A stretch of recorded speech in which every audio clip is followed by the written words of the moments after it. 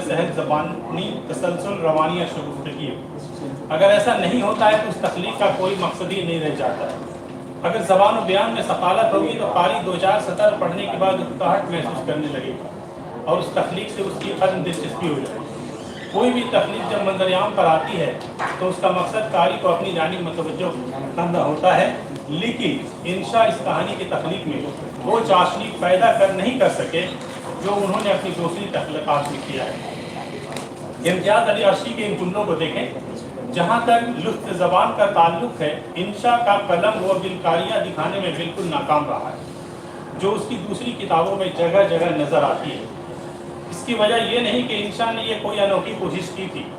इससे पहले अलावा छोटी छोटी इबारतों या खतूत के मुल्क शेर शुरा हिंद फैज़ी की 2 किताबें मुआरिजुल कलम और दीवान माता नज़्म फ़ारसी में मौजूद और मकबूल हो चुकी थी।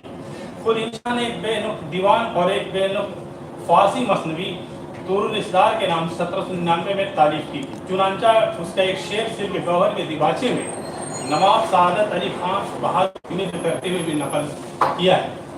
दरअसल इस बेलुत्फ़ी की वजह यह है कि आम उर्दू बोल चाल का सरमाया अल्फाज इंशा के अहद में यूं ही कम था। उस पर तुर्रा यह हुआ कि हिंदी के वो सब लफ्ज़ जिनमें टे, डाल या रे पाई जाती है, इस बिना पर छोड़ना पड़े कि उस ज़माने में उन पर छोटी सी तोय लिखने की जगह 4-4 नुक्ते लगाए जाते थे। सफ़ा नंबर 3-4 सिल्क गौहर। ऐसी सूरत हाल में इंशा ने जब इन हरूफ को भी छोड़ दिया जिनके बिना पर 4-4 नुक्ते लगाने पड़ते थे, तो लफ्ज़ों का इस्तेमाल और भी मुश्किल हो गया। ताहम इंशा ने अपनी जहनी उपज के तहत लफ्ज़ों का इस्तेमाल और उसके मतलब अपने तौर पर पेश करने की कोशिश की।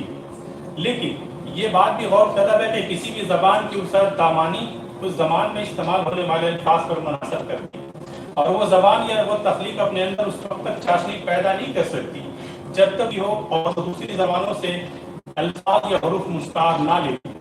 ज़बान की उसर और सहल पसंदी दूसरी ज़बानों के अल्फाज व हरूफ के मुश्तार लेने से पैदा इज़हार ख्याल में पेचीदगी का होना लाजमी है, जो सिल्क गौहर में नजर आता है। इंशा ने अपनी ज़हानत के इज़हार के लिए जहाँ एक नया तजर्बा किया और अपने गैर मनकूब कहानियाँ लिखी, वहीं उनके यहाँ सख्तगिरी की झलक भी नजर आती है।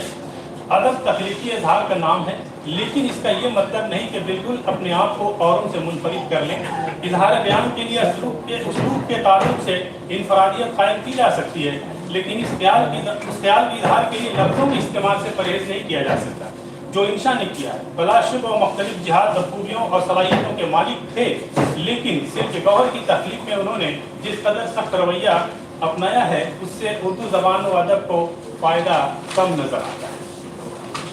सिल्क गौहर के लिखे हुए कई साल गुजर गए, लेकिन इस नौयत की दूसरी तख्लीक अब तक मेरी नज़रों से कम अज़ कम नहीं गुजरी है, या अगर ऐसी तख्लीक आई हो तो मेरे इल्म में अब तक नहीं। सिल्क गौहर के मुताले से ये भी बात सामने आती है कि इसमें कहानीपन का एहसास कम, दास्तान गोई का एहसास ज़्यादा होता है। इसके अलावा गैर मनकूद अल्फाज के इस्तेमाल से कई जगहों पर एक ही लफ्ज़ को बार बार इस्तेमाल करना पड़ा है। इसके अलावा दरमियान में अशार का भी इस्तेमाल किया गया, जो कि नस्र में इतने अशार का इस्तेमाल मेरी नज़र में नहीं होना चाहिए। इस तरह दूसरी बात यह है कि सिल्क गौहर की इब्तिदा हमदिया व नातिया जुमलों से होती है।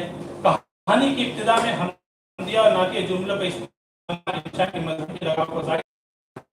अल्लाह समद वदूद और रसूल परवरदिगार सरगरोह रसूल मोहम्मद महमूद और आले अतहार को और 100 लाख सहरो मसा उस माह मिस्र इस्लाम मदारुल मुहाम सरकार मनीकलाम इमाम हमाम असदुल्लाह को कि माँ असा करो अला मारका आ रहा। और इस हद को इल्म किसका और किसका हौसला के मरहला गर्दुस राह का हो।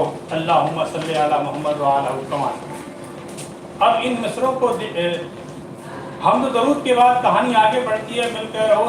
मलगेरोस गौहर आरा से वसील से खबर गुलगौर से वस हासिल करता है, और फिर ये जो हमदगर का गिला वला सारा दूर करो, गाल मलो मलवाओ, महरम खोलो खलवाओ, मसाज करो मसाज करवाओ, गोल गोल कोल्हा मलो मलवाओ वगैरह।